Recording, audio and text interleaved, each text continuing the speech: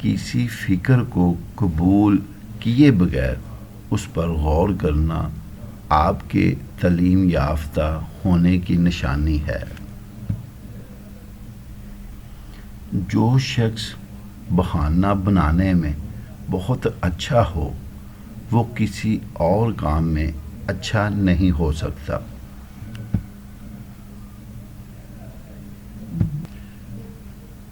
بیوقوف آدمی کا اصل المیہ یہ ہے کہ اس کی کوئی حماقت آخری نہیں ہوتی۔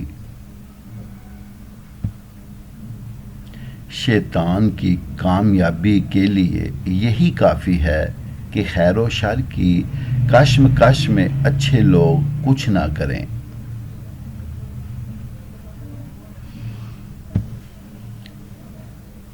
پیسہ بدترین آقا ہے مگر بہترین غلام ہے۔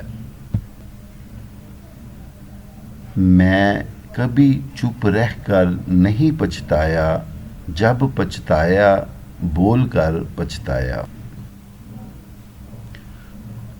جنت کا حقیقی مستحق وہ ہے جو قربانی کے درجے میں اس کا طلبگار بنے۔ آج کا مسلمان تو خواہش کے درجے میں بھی اس کا طلبگار نہیں۔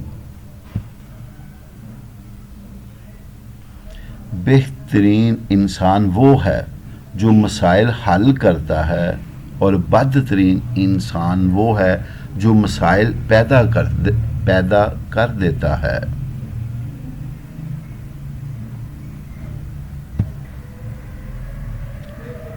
خوش ہونا ہے تو تعریف سنیے اور بہتر ہونا ہے تو تنقید سنیے۔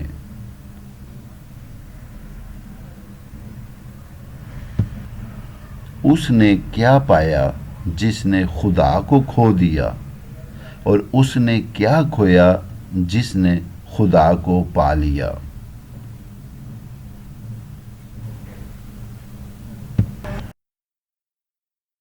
گلا پھاڑنے کی کیا ضرورت ہوتی ہے؟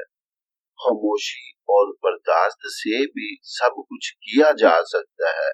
خاموشی سے بڑی کوئی بات ہو سکتی ہے بھلا؟ یقیناً نہیں، لیکن یاد رکھیں کسی کی ذات میں لفظوں کے نستر مت پیوست کریں۔ قسم سے بہت تکلیف ہوتی ہے جو کبھی نہیں بھلائی جا سکتی، اور الفاظ کی بھی کوئی حد ہوتی ہے بھلا؟